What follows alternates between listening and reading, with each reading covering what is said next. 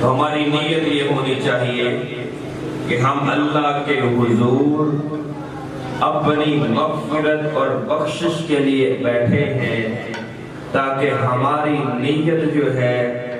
وہ اللہ تعالیٰ کو پسند آ جائے اور ہماری بخشش کے فیصلے ہو جائیں۔ حضور نبی کریم صلی اللہ علیہ وآلہ وسلم جب مسجد نبوی میں منبر پر بیٹھا کرتے اور صحابہ سے مخاطب ہوتے تو فرمایا کرتے کہ تمام احباب میرے قریب قریب تشریف لے آئے۔ تو میں بھی چاہتا ہوں کہ میں اس سنت کو پورا کروں،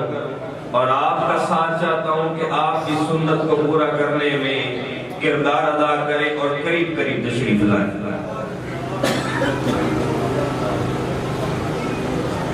مولانا مفتی صداقت نواز صاحب اپنے خطاب میں کہہ رہے تھے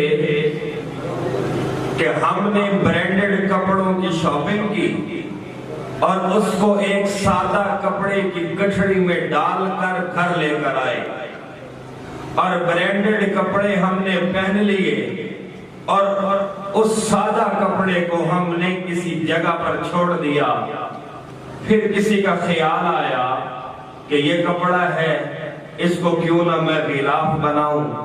اور قرآن مجید پر چڑھا دوں۔ قرآن مجید پر جب وہ غلاف چڑھا، اللہ نے اس کو تمام برینڈڈ کپڑوں سے اعلیٰ مرتبہ عطا کر دیا۔ لیکن ایک اہم بات اس میں ہے کہ جو سادہ کپڑا تھا وہ برینڈڈ کپڑوں کا بوجھ اٹھا کر لایا، امتحان میں پڑا، آزمائش میں آیا، اس نے اب امتحان اور آزمائش کو پورا کیا، اور یہاں تک کہ اس نے زمانے کی ستم ظریفی کو بھی دیکھا، زمانے کے کرب کو بھی اس نے اپنے اندر محسوس کیا کہ لوگوں نے برینڈڈ کپڑوں کو اپنے قریب کیا، اس کو اگنور کیا، لیکن وہ اپنی جگہ پر موجود رہا۔ تو اللہ نے اس کے امتحان کامیاب کرنے پر اس کو یہ مرتبہ دیا کہ اس کو قرآن سے منسوب کر کے اس کو تمام کپڑوں سے اعلیٰ بنا دیا۔ یہی وجہ ہے جب صحابہ کرام رسول اللہ کی محفل میں آئے، صحبت میں آئے، شاگردی میں آئے، قربت میں آئے، آپ کو اپنا آقا مان لیا، پھر آزمائش اور امتحان میں کبھی صفہ پر پڑے ہوئے نظر آئے، فاقوں میں پڑے نظر آئے، پیاسے پڑے نظر آئے، بھوک سے پتھر باندھتے ہوئے نظر آئے، یہاں تک کہ آزمائشیں اتنی آئی کہ بلال کو تپتی ریت پر لٹایا گیا، خباب کو انگاروں پر لٹایا گیا، خبیب کو سولی پر لٹکا دیا گیا، سمیہ کو ابو جہل نے دو اونٹوں کے درمیان باندھ کر نیزہ مار کر دو ٹکڑے کر دیا،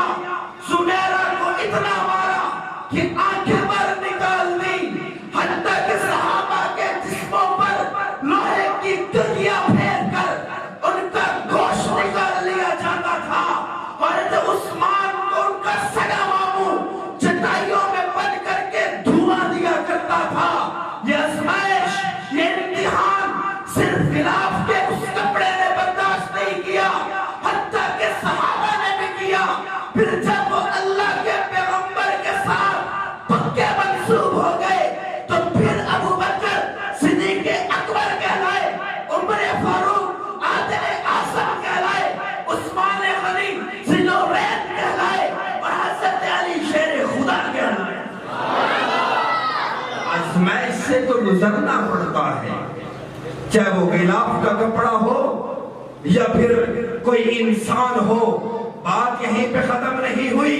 جنید بغدادی کوئی عالم نہیں تھے،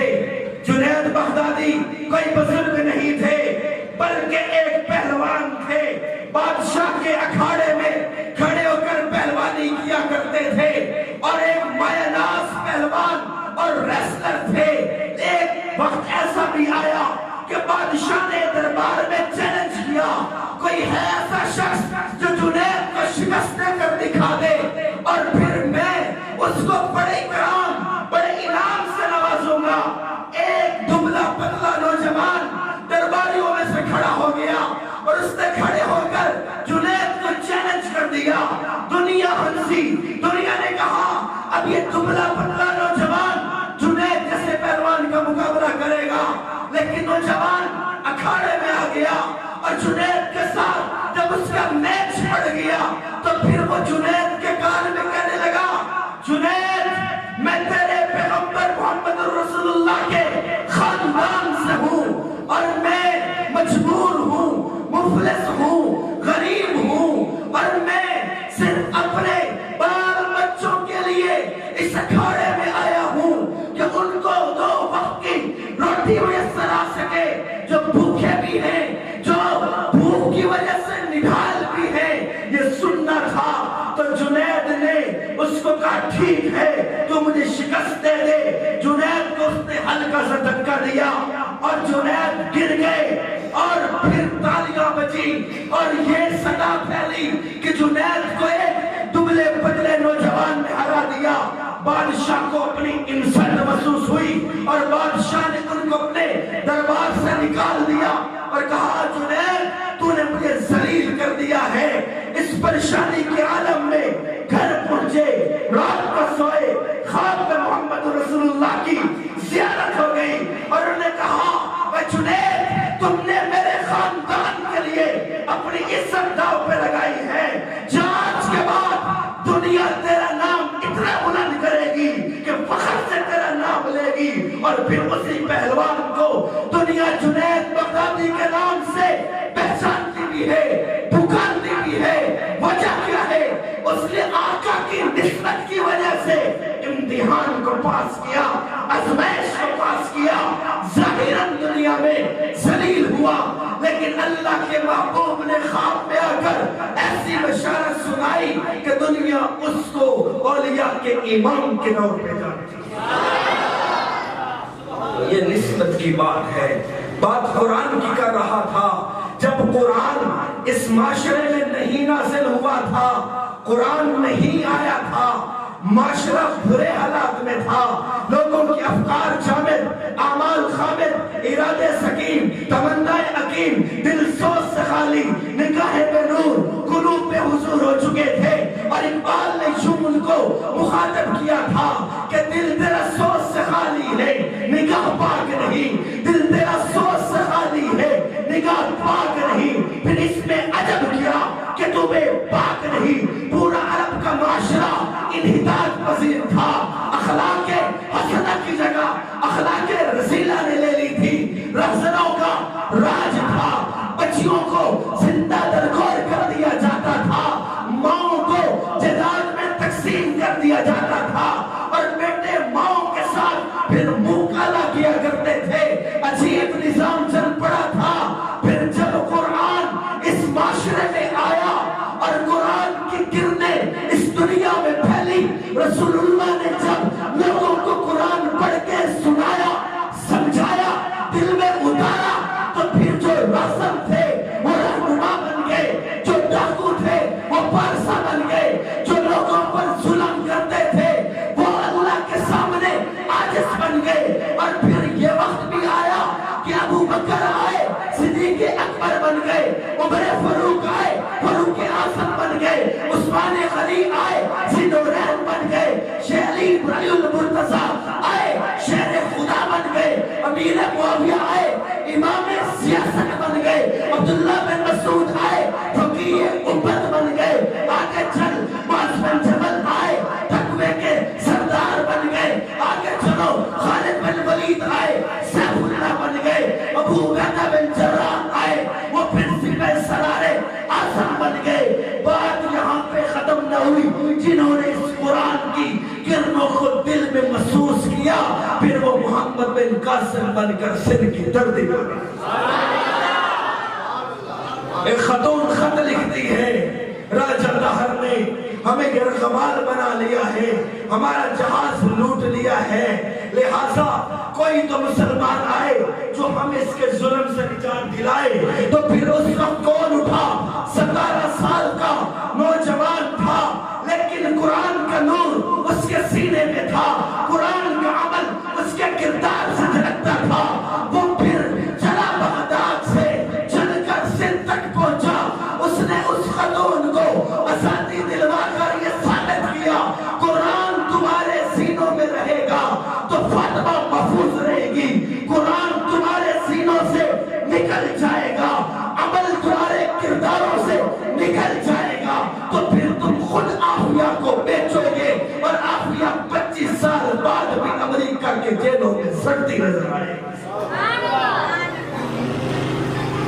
ابھی ساتھی کہتے ہیں، میں گزشتہ کئی بیانات میں سن چکا، فلسطین پر باتیں ہیں، کشمیر پر باتیں ہیں۔ میں ان کو یہ کہتا ہوں کہ کشمیر اور فلسطین اس دن آزاد ہو جائے گا جب تمہارا عمل 313 کے برابر ہو جائے گا۔ 313 کا لشکر ہے، بے سر و سوار لشکر ہے، گھوڑے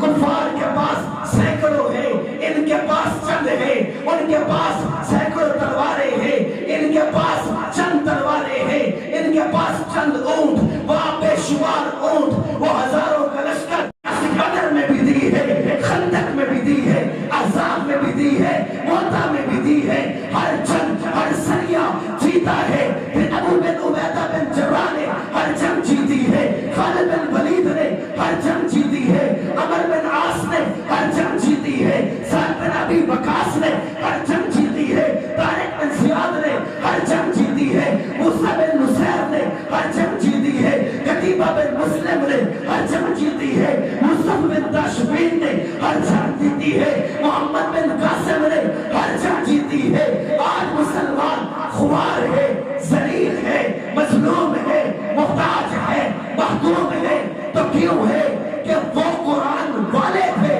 ان کے دل میں بھی قرآن تھا، ان کے کردار میں بھی قرآن تھا۔ اور آج مسلمان محکوم اس لیے ہے، مظلوم اس لیے ہے، گاجر مولی کی طرح کھاتا اس لیے جا رہا ہے کہ ہمارے سینوں میں بھی قرآن نہیں ہے، ہمارے کردار میں بھی قرآن نہیں ہے۔ آخر میں اتنا کہوں گا،